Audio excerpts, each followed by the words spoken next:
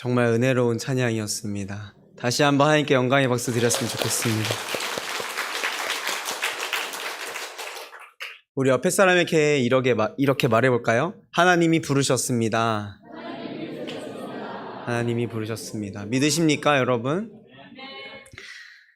저는 고등부 윤정환 전도사고요. 저는 오늘 하나님의 부르심이라는 제목으로 나누려 하는데, 오늘 찬양도 사실 우연은 아니고요. 정보를 입수했습니다. 네. 그래서 하나님의 부르심이라는 찬양과 함께 하나님의 부르심이라는 말씀으로 말씀을 나누고자 합니다. 오늘 내용 너무너무 잘 아는 내용이실 텐데 사실 그 사람의 이름이 나오지 않아서 헷갈리셨을 수 있어요. 골리앗과 다윗의 대결의 이야기였습니다. 오늘 골리앗이라는 이름이 나오질 않아서 저게 긴가민가 하시는 것 같았는데 골리앗과 다윗의 싸움에 대한 내용이었습니다. 교회 학교에서부터 또 교회를 다니지 않는 수많은 사람들도 다 알고 있는 내용이죠. 다윗이라는 사람이 상대도 되지 않는 엄청난 거구의 골리앗과 싸워서 이겼다. 그래서 세상에서는 말도 안 되는 승부나 이길 수 없는 싸움을 할 때 다윗과 골리앗의 싸움이다. 이렇게 표현하고는 하죠. 그리고 교회 학교에서는 이렇게 가르칩니다. 우리도 믿음으로 다윗처럼 싸우면 이길 수 없는 문제 앞에서 하나님이 힘을 주시고 이길 수 있습니다. 아멘. 이렇게. 제가 고등부라 이렇게까지는 사실 잘 못하고요. 이렇게 하죠. 근데 여러분, 정말 우리는 골리앗을 이길 수 있습니까? 상대도 되지 않는 상대에게 우리가 싸울 용기조차 날 수 있을까요? 교회에서는 우리가 골리앗을 이긴다, 다윗이 골리앗을 이겼다라고 말하지만 우리는 일상 속에서 너무도 많이 패배하고 골리앗 앞에 무너지곤 합니다. 한번 1차원적으로, 물리적으로 한번 생각해 볼까요? 제가 키가 180입니다. 제가 전철을 타면요, 웬만한 사람들의 정수리가 다 보입니다. 그런데 혹여나 150 정도 되는 남성이나 여성의 어떤 사람이 지나갈 때 그 사람과 이렇게 부딪혀서 어떻게 싸움이 일어난다 해도 제가 질 거라는 상상을 단 한 번도 해본 적이 없습니다. 무슨 말이냐면 다윗과 골리앗의 이 맞짱은 굉장히 불리한 맞짱이었습니다. 세계 최고의 격투기 대회인 UFC에도 바로 어제 정찬성 선수의 경기가 있었죠. 아쉽게도 패배하셨지만 UFC에도 체급이라는 게 존재합니다.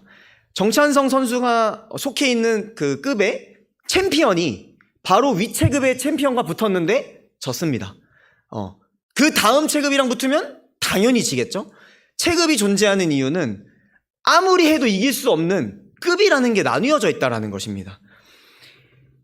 골리앗의 키가 6규빗하고도 한 뼘이다 라고 성경은 기록하거든요. 한 규빗에 45cm입니다. 그러면 대략 키가 2m 70에서 90이라는 결론이 나오는데 저보다 1m가 더 큰 거죠. 저는 30cm 밑에 사람이랑도 싸우면 무조건 이길 자신이 있습니다. 그런데 1m 넘는 사람이라는 거예요. 무슨 말이냐면 제가 들면 마이크지만 골리앗이 들면 이쑤시개라는 소리죠. 제가 들면 트로피지만 골리앗이 들면 머그컵이라는 소리입니다. 그런데 등치가 크다고 뭐 굼뜨냐? 아니죠. 골리앗은 최고의 전사였다라고 말합니다. 힘도 세고 싸움도 많이 해본 베테랑. 근데 체급도 좋아. 도대체 그러면 성경은 이 싸움을 통해 무엇을 말하고 싶은 걸까? 다윗이 이겼던 것처럼 토끼와 거북이의 달리기에서 가끔 거북이가 이길 수 있는 것처럼, 혹은 축구할 때 우리나라가 독일을 우연히 이겼던 것처럼 우연히 일어납니다. 이런 말을 성경에서 하고 싶은 걸까요? 그렇지 않겠죠. 저는 오늘 이 이야기를 통해 3가지 하나님의 뜻을 여러분과 함께 나누고자 합니다. 첫 번째는요, 골리앗의 상대로 다윗을 부르셨다는 것입니다. 그 부르심에는 분명히 이유가 있습니다. 여러분, 다윗이 기름 부음 받을 때로 한번 돌아가 볼까요? 하나님께서요, 사울 왕을 버리시고 그 다음 왕을 선택하길 원하셨어요. 그래서 사무엘이 다윗의 아버지 이새의 집에 찾아갑니다. 여러분, 당대 최고의 선지자인 사무엘이 우리 집에 찾아온다니. 제가 오늘 고등부 설교 때 이 이야기를 했었는데 한번 똑같이 한번 설명을 해보겠습니다. 아침에 딱 일어났더니, 다윗의 입장입니다. 아침에 딱 일어났더니 집안 분위기가 심상치 않아요. 엄마 아빠가 뭔가 분주하고, 엄마도 그동안 입지 않았던, 집에서는 절대 볼 수 없었던 화장을 막 하고, 막 옷을 차려입고, 멋지게 청소도 하고, 먼지 한 톨 없게 만들어 놓고, 예쁜 옷 치장 다 하고, 맛있는 음식도 준비하고 있는 거예요. 그래서 다윗이 묻습니다. 엄마, 오늘 우리 집에 누가 오는 거죠? 누가 오는 거예요? 저는 뭐 입으면 돼요? 형들도 저렇게 멋있는 옷 입었는데 나는 뭐 하면 돼요? 그랬더니 엄마가 이렇게 말하는 겁니다. 당장 나가서 양이나 치고 들어오지 마. 없는 것처럼 너는 그냥 없는 거야. 나가서 양 치고 돌아오지 마. 이 시대로 따지면 5만 원 줄 테니까 PC방 가 있어. 절대 오지 마. 절대 우리 집에 오지 마. 네, 이러는 거죠. 다윗의 마음이 어땠을까? 형들도 멋있는 옷을 입고 뭔가 이제 자기가 왕이 될지도 모른다라는 기대감에 준비하고 있는 그런 가족들을 보면서 자기와는 전혀 상관없는, 부모님마저 나를 외면하고 있는 다윗의 마음이 어땠을까? 그리고 양을 치러 가잖아요. 저 같았으면 정말로 양을 쳤습니다. 화가 나서. 다윗은 참 착한 사람인 거예요. 양을 잘 치러 갔습니다. 그리고는 사무엘이 오죠. 사무엘이 와서 첫 번째 아들 엘리압을 딱 보더니 너무 잘생긴 거예요. 키도 크고. 얘군요. 아니다. 둘째도 아니고 셋째도 아니다. 사람은 외모를 보거니와 나 여호와는 마음의 중심을 본다라고 하셨죠. 그래서 아들이 더 없느냐라고 사무엘이 묻습니다. 그러자 이새가 이렇게 말합니다. 저기 양치고 있는 막내가 하나 있습니다 라고 표현합니다. 여러분, 여기서 막내라고 해석했는데 성경 히브리어를 보면 하카톤이라는 단어를 씁니다. 하카톤이 뭐냐면 쓸모없는, 무쓸모한, 하찮은, 생선 꼬리 같은 그런 단어를 하카톤이라고 쓰거든요. 다윗을, 부모님이 자기 아들 막내를 그렇게 표현하는 겁니다. 다윗의 마음이 어땠을까? 그런 대접을 받는 한 인생을 하나님이 한 민족의 왕으로 부르셨다는 것입니다. 그리고 하나님을 모욕하는 골리앗의 상대로 부르셨다는 것입니다. 중심에 하나님이 있는 사람을 부르신다는 것이죠. 오늘 이 자리에 하나님께서 하카톤과 같은 우리 인생인, 그런 인생인 우리를 이곳에 부르셨습니다. 우리를 통해 하실 일이 있다라는 거죠. 즉 부르심에 목적이 있다는 것입니다. 여러분, 여기 앉아 계신다는 것은 일단은 진화론보다는 창조론을 믿으신다라고 제가 알아도 되겠죠? 진화론보다는 창조론을 믿으시죠? 창조론을 믿는다라는 것은 이 세상에 존재하는 모든 것들과 살아 숨쉬는 모든 것들이 누군가가 지었다라고 믿는 것입니다. 그렇다면요, 이 세상을 지을 때 아무 이유 없이 과학자들이 말하는 우연한 어떠한 그 확률에 따라 빅뱅이 일어나서 세상이 지어진 게 아니라 누군가 이걸 지었다면 분명히 목적에 맞게 설계했을 것이고 목적에 맞게 하나하나를 지으셨다라는 말에 동의하십니까? 여러분, 자동차도 용도에 맞게 만들죠. 경차, 트럭, SUV, 세단 각각 목적에 따라 지어집니다. 그러면 하나님이 우리를 부르신 이유는 뭘까요? 하나님이 우리를 지은 목적을 이루기 위함이다라는 것인데, 사도 바울은 에베소서에 이것을 이렇게 말합니다. 에베소서 4장 11절입니다. 그가 어떤 사람은 사도로, 어떤 사람은 선지자로, 어떤 사람은 복음 전하는 자로, 어떤 사람은 목사와 교사로 삼으셨으니 이는 성도를 온전하게 하여 봉사의 일을 하게 하며 그리스도의 몸을 세우려 하심이라. 여러분, 이 자리에 오신 여러분들 모두 부르심에 이끌려 오셨습니다. 아니면 굳이 여기 있을 필요가 없겠죠. 그리고 이 자리에 헌신하시는 직분자들도 많으신 걸로 압니다. 여러분, 우리의 지음받은 목적, 하나님께서 여러분을 이곳에 부르신 목적은 우리 사이에 분열을 일으키거나 싸우거나 남을 깎아내리거나 상대를 힘들게 하려 함이 아닙니다. 12절, 온전하게 하여, 성도를 온전하게 하여 그리스도의 몸을 세우려 하심이다라는 것입니다. 여러분, 그리스도의 몸이신 저와 여러분, 그리고 우리 몸 자체와 이 교회를 세우려 하심이다라는 것입니다. 그게 우리를 부르신 목적이고 우리를 지으신 목적이다라는 것입니다. 여러분, 목적대로 행하지 않는 물건은 존재할 이유가 없습니다. 마이크는 누군가의 말을 크고 정확하게 전달하기 위함인 것처럼, 마이크가 제 기능을 잃으면 다른 마이크로 대체해야 하는 것처럼 말입니다. 여기 하나님이 부르신 우리 모든 성도 여러분들은 하나님께서 여러분을 부르신 목적을 기억하고 서로를 도와 그리스도의 몸을 세우려고 하는 저와 여러분이 다 되기를 간절히 소망합니다. 그런가 하면요, 두 번째로는 부르심에는 나의 스토리가 사용된다는 것입니다. 저는 이거를 좀 있어 보이는 말로 나의 스토리가 히스토리가 된다라고 표현하고 싶습니다. 우리가 자녀 교육을 할 때 최대한 많은 것을 보고 듣고 경험하게 하려고 하죠. 넓은 세상을 보게 하고, 그래서 대부분 돈이 좀 있으면 해외 유학을 가서 넓은 걸 보게 하려고 하는 이유이죠. 그런 이유가 뭘까요? 물론 그것이 스펙이 되기도 하지만 그만큼 많은 걸 보고 듣고 경험할 때 더 창의적인 생각과 더 좋은 생각, 더 넓은 생각을 할 수 있기 때문입니다. 저는 지금이야 저는 드럼도 칠 수 있고 피아노도 조금은 칠 수 있고 기타도 칠 수 있고 베이스도 칠 수 있습니다. 그런데 제 자랑을 하는 게 아니라요, 제가요 원래는 박치입니다. 노래방을 가도요 박자를 조금씩 밀려 부릅니다. 그래서 악보를 틀어놓고 불러요. 이게 지나가는 박자를 보고 부르려고요. 다 늘어졌다고 하는데 저만 모를 때도 있곤 합니다. 제가 중학교 1학년 때 도레미파솔라시도밖에 모르던 한 소년이 무작정 중등부 찬양팀에 들어가겠다고 때를 써서 들어갔습니다. 들어가서 일단 모르겠으니 제일 쉬운 악기부터 하나씩 가르쳐 주십시오. 그래서 베이스 기타가 제일 쉽다는 거예요. 그래서 중3 누나가 가르쳐주는, 지금으로 따지면 이제 전문 용어로 가라로 배운 거죠. 정석이 하나도 없었습니다. 지금 생각해보면. 그 가라로 베이스 기타를 한 2-3달 배우고 혼자 독학을 하기 시작한 겁니다. 그때는요 중등부 찬양팀 연습이 토요일 12시에 시작해서 저녁 7시에 끝났습니다. 지금 생각하면 참 어이가 없죠. 그때는 그게 당연한 줄 알았습니다. 그래서 토요일에 7시간을, 그럼 중간에 꼭 어떤 선생님들이 오셔서 간식을 사다 주세요. 그래서 간식도 먹고 저녁 집에 가서 먹고, 그렇게 7시간을 매주 토요일마다 연습을 했습니다. 그렇게 2년을 연습하고 중3 때부터 예배 때 섬기기 시작했어요. 2년 동안 저는 한 번도 예배 때 섬기지 못하고 2년 내내 그걸 한 거죠. 그리고 그 토요일마다 그런 연습을 군대에 가기 전까지 매주 토요일을 그렇게 지냈습니다. 저는 그래서 성인이 되고 알았어요. 토요일에 서울에 와서 데이트를 하는 거구나. 토요일은 교회에 안 가도 되는 거였구나를 성인이 돼서 알았습니다. 그렇게 제가 시간을 보냈습니다. 그런데 제가 처음 사역을 시작할 때 금요 예배를 시작해야 되는데 드럼 칠 사람이 연락이 두절된 겁니다. 그래서 이제 명령이 떨어진 거예요. 드럼 칠 수 아는 사람 있냐? 그래서 제가 조금은 쳐보겠습니다. 그래서 그때 이제 드럼을 섬기기 시작했고, 오늘은 베이스 치는 사람이 없다는 거예요. 베이스 칠 줄 아는 사람이 있냐? 제가 조금 실수합니다. 치게 됐고, 찬양 인도할 사람이 없다. 할 수 있냐? 제가 해보겠습니다. 제가 고등학교 2학년 때부터 찬양 인도를 했었거든요.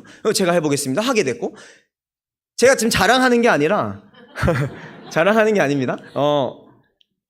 제 스토리가 그렇지 않았다면, 제가 토요일마다 그렇게 하지 않고 맨날 PC방 가고 게임하고 혹은 축구하고 다른 거 했다면 그렇게 쓰임받을 수 없었겠죠. 네. 각자의 스토리를 사용하신다라는 것입니다. 오늘 다윗도 그렇습니다. 다윗이 싸우러 나가겠다고 하자 사울은 골리앗은 용사고 너는 소년이다, 안 된다라고 말합니다. 성경이니까 이렇게 순화되어 있지, 이렇게 말했을 거예요. 까불지 마, 네가 어떻게 이겨, 넌 못 이겨, 까불지 마 조그만 놈아, 이랬을 거예요. 그러면 소년 입장에서 왕이 그렇게 말하는데요, 그쵸? 아무래도 제가 좀 괜히 마음만 앞섰죠. 원래 무식하면 겁이 없다고 제가 좀 그랬던 것 같아요. 이랬어야 되는 게 정상인데 다윗이 뭐라고 말하죠? 사무엘상 17장 34에서 35절입니다. 다윗이 사울에게 말하되 주의 종이 아버지의 양을 지킬 때에 사자나 곰이 와서 양떼에서 새끼를 물어가면 내가 따라가서 그것을 치고 그 입에서 새끼를 건져내었고 그것이 일어나 나를 해하고자 하면 내가 그 수염을 잡고 그것을 쳐 죽였나이다. 사자나 곰을 따라가서 그것을 치고 나를 해하고자 하면 수염을 잡고 그것을 쳐 죽였대요. 여러분, 이게 성경에 써 있으니까 제가 믿는 거지, 누가 이렇게 이랬다는 말 들으면 전 안 믿습니다. 여러분, 저기 믿어지십니까? 소년처럼 보이지만 무시무시한 사람이었습니다. 저는 사실 골리앗을 이긴 것보다 사자를 손으로 때려잡았다는 게 더 놀랍다고 느껴집니다. 여러분, 사자나 곰을 쳐 죽여본 경험이 있는데 골리앗이 무서울까? 여러분, 42.195 마라톤을 뛰어봤는데 10km 마라톤에 벌벌 떨까? 우리나라가 양궁을 잘하는 이유가 뭐죠? 제가 그 인터뷰를 봤었는데 올림픽 전에 비가 많이 오는 날과 태풍이 부는 날, 바람이 세게 부는 날에 일부러 연습을 한다고 합니다. 모든 악조건 속에서도 다 잘할 수 있는 연습을 하기 위해서. 여러분, 다윗은 골리앗을 상대로 겁이 나지 않는 겁니다. 사자도 수없이 때려 죽여봤고 내 양을 지키려고 목숨을 걸어본 일이 수없이 많은 겁니다. 그게 바로 다윗의 스토리였습니다. 그것뿐인가요? 사울이 자기의 갑옷을 입혀줍니다. 그러자 내 옷이 아닌 거죠. 당연히 그렇죠. 다윗은 칼과 단창으로 싸웠던 사람이 아니라 물매를 이용해서 싸웠던 스토리가 있는 사람이기 때문이죠. 다윗의 스토리는 물매입니다. 자기의 스토리를 가지고 싸우는 거죠. 아이, 뭐 돌 던지는 게 그렇게 강하다고 이 갑옷 입고 가 라고 생각할 수 있겠지만, 여러분, 다윗이 유다 지파죠. 유다 지파랑 가장 친한 지파가 베냐민 지파입니다. 유다 지파 헤브론 바로 옆에가 바로 베냐민 지파고요. 북이스라엘과 남유다가 나뉘어질 때 남유다는 유다 지파와 베냐민 지파였습니다. 나머지가 북이스라엘이었고요. 그리고 실제로 유다랑 베냐민도 각별했던 걸로 창세기를 읽어보면 알 수가 있죠. 왜 이런 얘기를 하냐면요, 사사기에 가면 베냐민 지파에 대한 소개 구절이 하나 있는데요, 이런 구절이 있습니다. 사사기 20장 16절 우리 한번 읽어봅시다. 시작.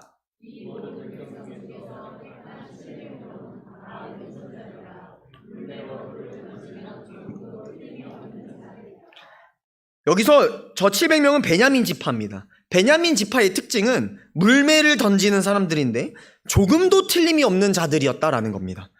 여러분, 베냐민 지파와 근처에 살면서 영향을 당연히 받았겠죠? 다윗도 평소에 당연히 베냐민 지파만큼 물매를 잘 던져왔던 거죠.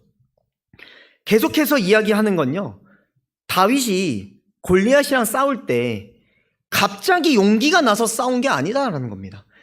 갑자기 싸움을 잘해줘서 이긴 게 아니고, 혹은 갑자기 힘이 강해져서 이긴 게 아니고, 흔히 말하는 럭키펀치가 우연히 들어가서 이긴 게 아니다라는 것입니다. 물매를 던졌는데 하나님이 바람의 방향을 바꾸셔가지고 이렇게 가던 게 우연히 돌아가지고 머리에 맞아서 이겼다라는 것이 아니다라는 겁니다. 우리는 이걸 보고 우연을 바라고 기도만 하는 경우가 있습니다. 여러분, 좋은 대학 가려면 뭐 해야 됩니까? 저번에도 이야기했었죠. 좋은 대학 가겠다고 새벽 기도만 나오고 공부 안 하면 의미 없습니다. 99% 노력하고 나머지를 하나님께 맡겨드려야죠. 왜 다 하나님 해주세요 기도만 한다고 되지 않는다라는 거죠. 여러분, 다윗의 인생사에서 계속해서 사자와 곰과 싸워봐서 겁이 없었고 골리앗이라 해도 두렵지 않은 거죠. 물매를 수없이 많이 던져봐서 골리앗에게 던지는 그 첫 번째 물매에 맞출 자신이 있었다라는 것입니다. 그리고 그 경험이 골리앗을 무너뜨렸다라는 것입니다. 여러분, 하나님은 나의 스토리를 사용하십니다. 우리가 가끔은 멜로 영화를 보고 가끔은 액션 영화를 보고 가끔은 SF 영화를 보듯이 각자의 스토리가 다르고 각자의 스토리에 힘이 있습니다. 그래서 우리는 다른 사람의 스토리를 보고 부러워하거나 비교할 필요가 전혀 없습니다. 하나님의 히스토리에는 지금 부르신 여러분의 스토리가 필요합니다. 그래서 우리가 갑자기 뜬금없는 나와 전혀 상관없는 부르심에 우리를 부르시지 않고요, 우리를 그동안 준비하셨고 우리가 살아온 그 스토리를 가지고 하나님 나라의 일꾼으로 여러분을 초청하고 계십니다. 마지막으로는요, 부르심에 순종하는 용기가 필요합니다. 저는 오늘 본문을 다윗이 골리앗과 싸워서 이겼다에 초점을 맞추면 안 된다라고 생각합니다. 제가 처음에 말씀드렸습니다만 교회에서, 성경에선 분명히 다윗이 골리앗을 이겼다라고 말하지만 우리는 세상에서 골리앗과 같은 것들을 만나면 싸워보지도 못하고 패배하고 짓밟혀버립니다. 그래서 저는 오늘의 본문의 초점을 이렇게 바꾸고 싶습니다. 다윗이 골리앗과 싸우러 나갔어. 여러분, 당시의 싸움은 세 가지의 의미를 담고 있습니다. 나라와 나라의 싸움, 대표자와 대표자의 싸움, 그리고 그 나라와 대표가 섬기는 신들 간의 싸움. 골리앗이 나와서 싸울 사람 앞으로 나와 했는데 아무도 못 나왔어요. 무슨 말이냐면, 내가 믿는 신은 골리앗이 따르는 신을 이길 수 없어 라는 정신이 내포되어 있는 겁니다. 골리앗을 못 이길 거야. 골리앗이 나와서 하나님을 모욕합니다. 야, 니네 신 어딨냐? 덤벼 싸우자. 니네 신 쫄았냐? 라고 말할 때 아무도 그 앞에 나가지 못했다라는 것입니다. 여러분, 이 짓을 40일 동안 했다는 거 알고 계신가요? 사무엘상 17장 16절입니다. 우리 한번 읽어봅시다. 시작.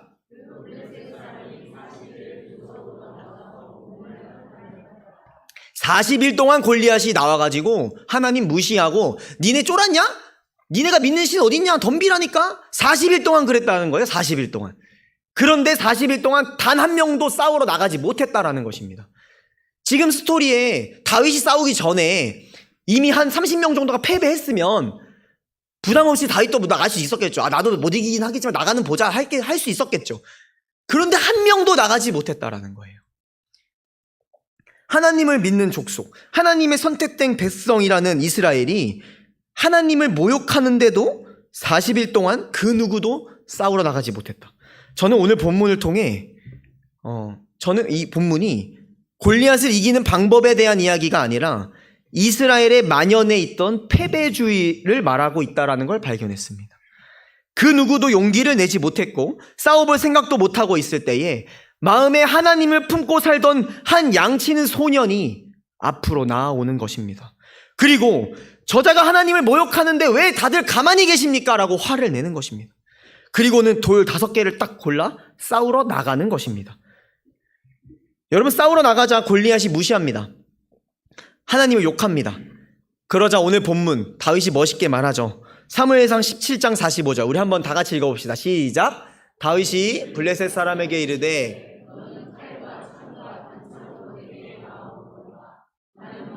여호와의 이름 곧 내가 모욕하는 이스라엘의 군대의 하나님의 이름으로 내게 나아가노라. 아멘. 그리고 47절에 이렇게 이어집니다. 46, 47절에 제가 읽어드리겠습니다. 온 땅으로 이스라엘에 하나님이 계신 줄 알게 하겠고 또 여호와의 구원하심이 칼과 창에 있지 아니함을 이 무리에게 알게 하리라. 전쟁은 여호와께 속한 것인즉 그가 너희를 우리 손에 넘기시리라. 잠깐 띄어놔 주세요. 싸움의 포인트, 이 싸움을 통해서 하나님이 보여주시고자 하는 것은 무엇입니까? 하나님이 이스라엘이 하나님이 살아계시다라는 걸 알게 하고 싶다라는 거예요. 그리고 여호와의 구원하심이 칼과 창에 있지 않다라는 것을 이스라엘 백성에게 알리게 하겠다라는 것입니다. 여러분, 우리는 세상에서 칼과 창으로 싸워서 이기려고 합니다. 이 사회가 말하듯 스펙, 나의 대학의 이름, 금수저인가 흙수저인가, 그런 것들로 우리는 싸우려고 합니다.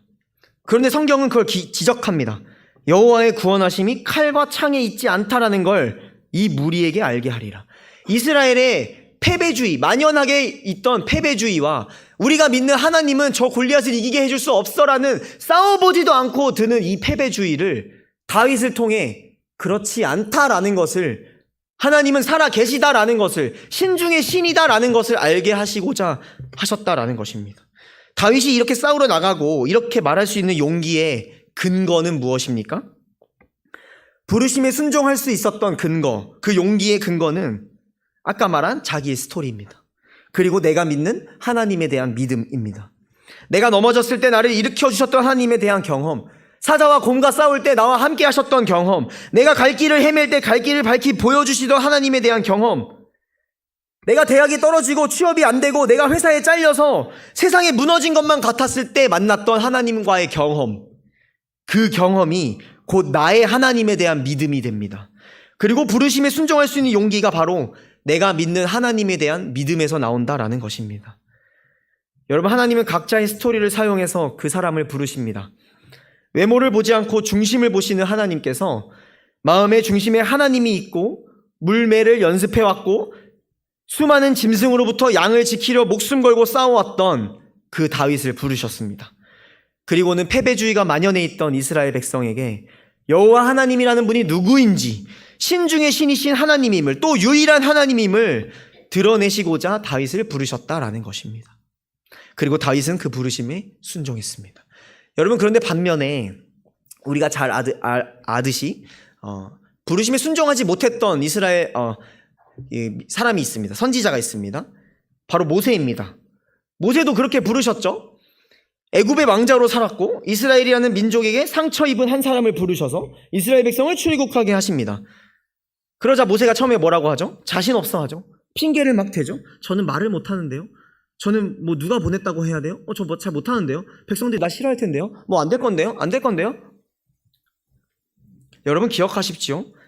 여러분이 부르심에 순종하든 순종하지 않든 하나님은 여러분을 사용하기로 마음먹으셨다면 사용하십니다. 어떤 방법을 사용하시던 돌아서 여러분을 사용하십니다. 가장 안전하고 빠른 길은 부르심에 순종하는 것입니다. 제가 모토로 삼고 있는 명언이 하나 있는데요. 간절하면 방법을 찾고 간절하지 않으면 핑계를 찾는다라는 것입니다. 여러분, 간절하면 방법을 찾게 되어 있습니다. 자꾸만 안 될 핑계를 생각한다면 내가 간절하지 않은 거죠. 여기서 간절함이란 단어를 사랑으로 바꿔볼까요? 사랑하면 방법을 찾습니다. 내가 사랑하는 사람이 만나고 싶으면 아무리 바쁘고 내가 피곤해도 시간을 쪼개서라도 만나게 되어 있습니다. 그 증거가 뭐죠? 6.25 전쟁 때에도 애가 나왔다라는 거죠. 네. 아무리 바빠도 사랑하면 방법을 찾는다라는 것입니다. 여러분, 하나님 사랑하십니까? 사랑하십니까? 여러분을 목적에 맞게 지으신 하나님께서 이제는 여러분을 부르십니다. 그 목적을 이룰 때가 왔다. 그 목적에 맞게 쓰임받을 때가 왔다. 내가 너를 이러한 목적을 위해 사용하려고 지었다. 내가 너를 여기까지 인도해 왔다. 여러분, 마이크가 마이크의 역할을 하듯 카메라가 카메라의 역할을 하듯 우리도 하나님 나라에서 주어진 역할을 수행하는 저와 여러분이 다 되기를 간절히 소망합니다. 아까 우리가 불렀던 특송으로 올려드렸던 하나님의 부르심이라는 찬양의 후렴 가사가 이렇습니다. 날 부르신 뜻 내 생각보다 크고 날 향한 계획 나의 지혜로 측량 못하나 가장 좋은 길로 가장 완전한 길로 오늘도 날 이끄심 믿네. 아멘. 하나님의 그 부르심에 방법을 찾아 순종할 수 있는 그런 용기 있는 저와 여러분 다 되기를 간절히 소망합니다. 기도하겠습니다. 하나님, 오늘도 하카톤 같은 우리를 불러주심에 감사를 드립니다. 우리 각자 목적에 맞게 지으셨고 그 목적을 위해 부르신 줄로 압니다. 각자 인생의 스토리에 맞게 사용하시고 하나님이 살아계시며 세상이 말하는 기준이 아닌 결국 하나님의 기준이 합한 자가 승리한다는 것을 우리 각자를 통해 보여주시옵소서. 우리 상일교회와 상일교회 성도들을 통해 만들어 가실 하나님 나라를 기대합니다. 서로 존중하고 배려하며 순종함으로 하나 되게 하여 주옵소서. 오늘 여기 부르신 모든 성도들 한 명도 그냥 돌려보내지 마시고 주의 사랑과 은혜로 덧입혀서 주의 사랑을 전하는 사람들 다 되게 하여 주시옵소서. 예수님의 이름으로 기도합니다. 아멘. 찬송가 370장 부르신 후에 담임 목사님 축도로 수산나 여전도의 헌신 예배를 마치겠습니다.